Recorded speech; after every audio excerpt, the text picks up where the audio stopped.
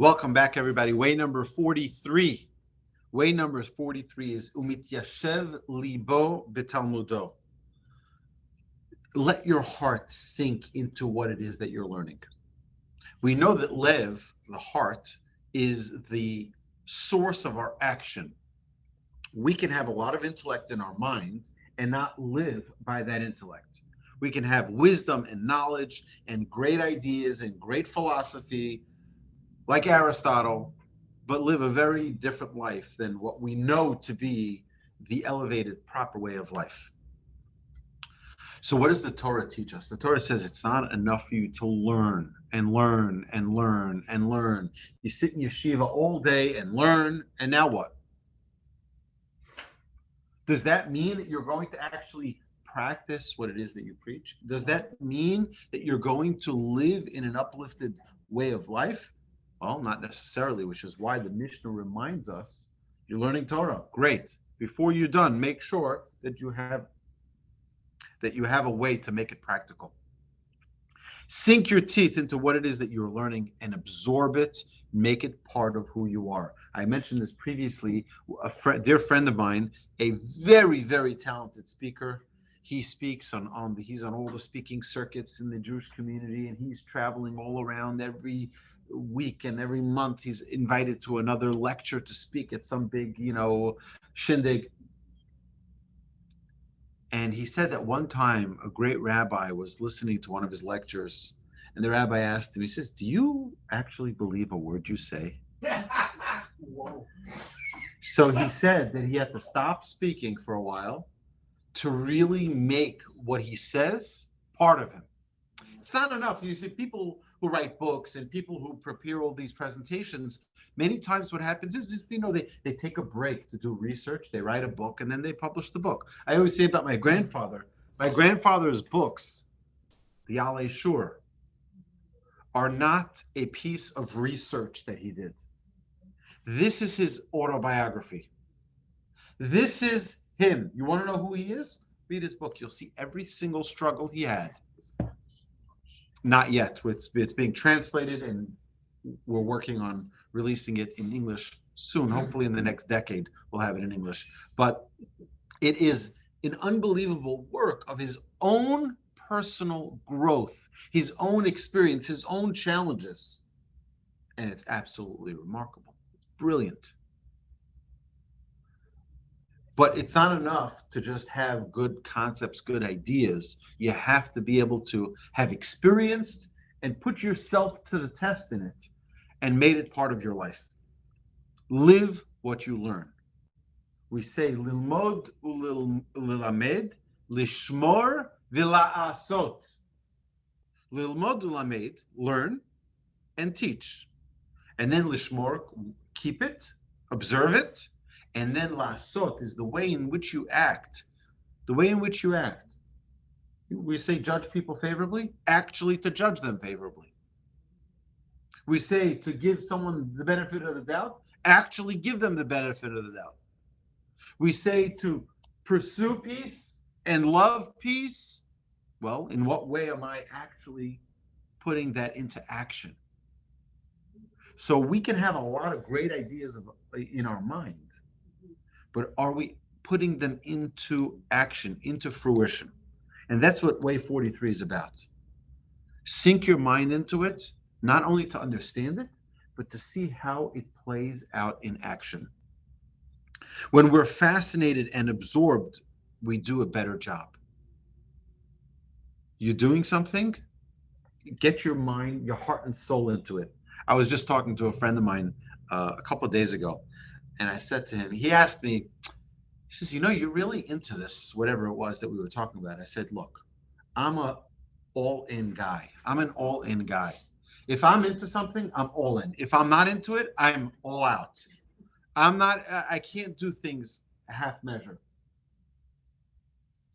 And it was an interesting conversation I had because I am a little bit of an extremist. Like, I don't like a little, sometimes you see these chefs and we're going to put a little bit of flavor, right? And we drop a little bit. No, I'm not a little bit of flavor. I pack that whole thing in with flavor, and I will OD on the on the experience, because I can't just have like a little, just a little. No. Pack it in. So I'm all in. But in the things that I'm interested in doing, the things that I'm motivated to do. How about the things that I'm not motivated to do, and it is perhaps a mitzvah for us to do? I'll give you an example. If a person loves Shabbos, it's easy to be all in for Shabbos. If a person loves the Yomim Tovim, the holidays, Hanukkah, Purim, Pesach, Shavuot, Sukkot, and you can be all into it. It's exciting because you love it. What's if you don't love it so much? I don't connect with it. I don't connect with that mitzvah. Oh, says the Mishnah here, absorb yourself into it. Learn about it. Get excited. Make it part of who you are, so that there isn't a part of your life that is like, this I'm not connected with. Become connected with it. We have to know our limitations. When it comes to mitzvahs, there are no limitations, and we have to do everything we can. So I'll give you an example. I had a difficulty with one of the holidays. It was one of those holidays I just didn't connect with. I didn't feel it. So what I did was I decided that I was going to start giving a class on it so that I can learn more. And definitely the more I learn about it, the more I'll be excited by it. And it really did help transform and change the entire perspective on that holiday. And now it's very beloved because I invested into it. I now understand it better than, you see, as children, we learn certain things just by osmosis.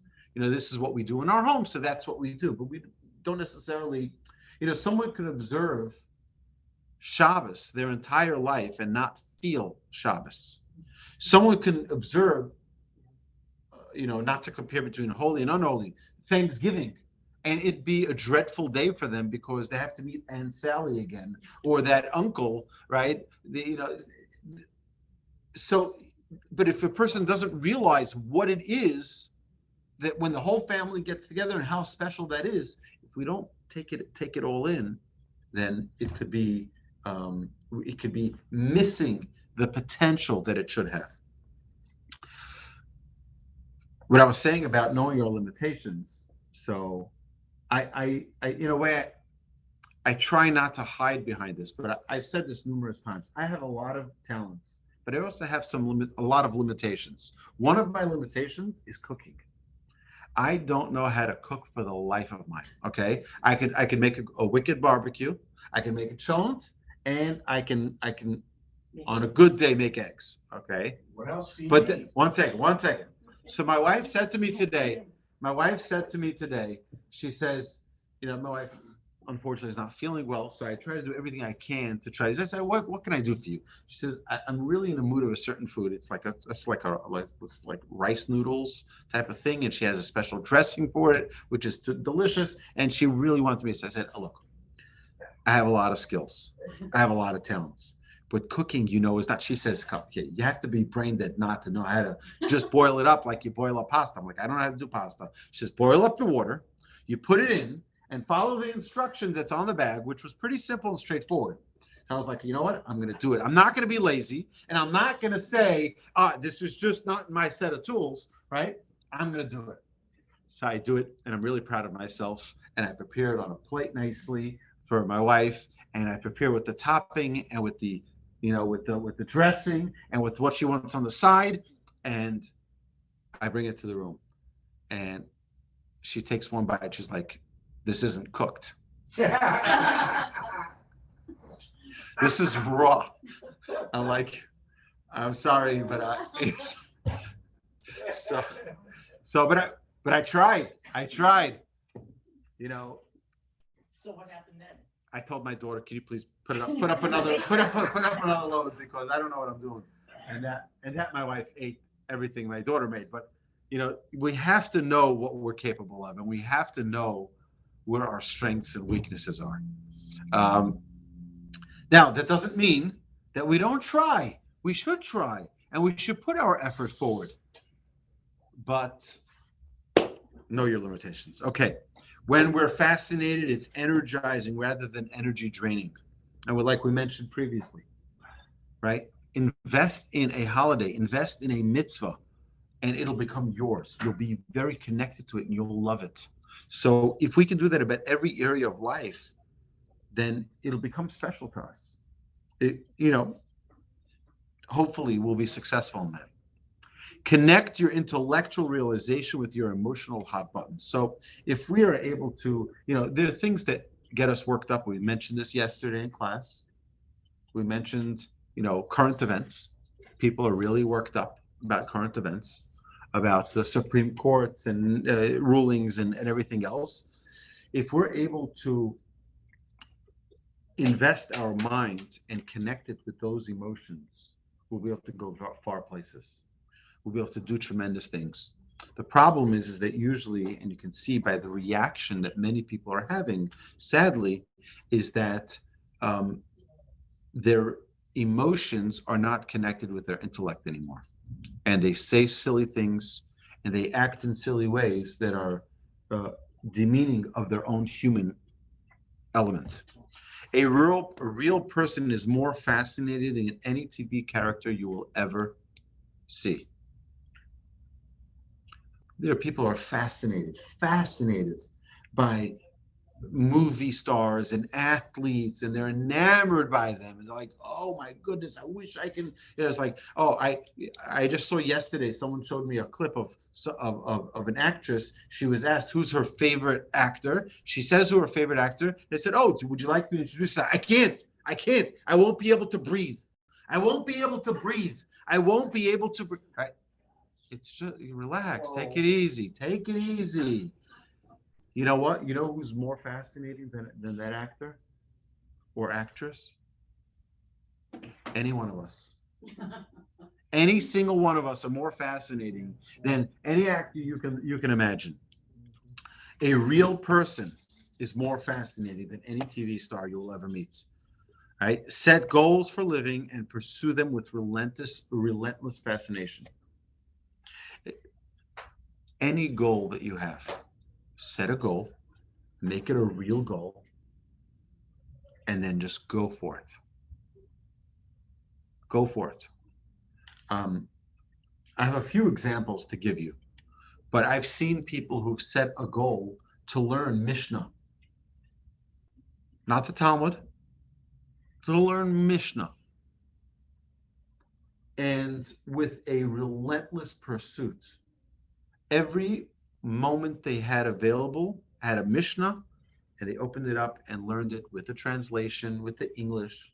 It's not difficult. We have many of them here.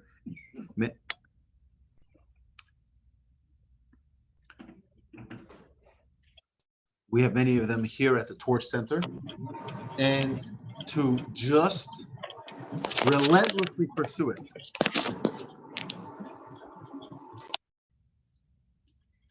Okay, perfect. Thank you. To relentlessly pursue our goals. To become fascinated with truth and wisdom, remember that you're a soul, not a body. If you ask someone, so what are you? They'll say, me, I'm me. I'm me, right? But what is that me? Our body is the garment for our soul, which is why when someone passes away, what do? We tear the garment. Why do we tear the garment? To recognize that the body that is departed is just the garment to the soul. And we can tear a garment, and we don't want to tear a garment. We don't want to destroy a suit or a jacket, but we realize it's just something external. The body is just external to what we really are. You know what we really are? A soul, a very lofty, holy soul. And when we set goals, it's important to be healthy, but not to make them physical, external, materialistic goals, but to rather identify who we are and set soul goals, goals that enrich our soul, elevate us, and put us on a whole new plane. So, way number 43 is don't let life pass you by without being fascinated by the things that are going on around you, without using your excitement for life to grow with it. Use that fascination to grow every single day relentlessly.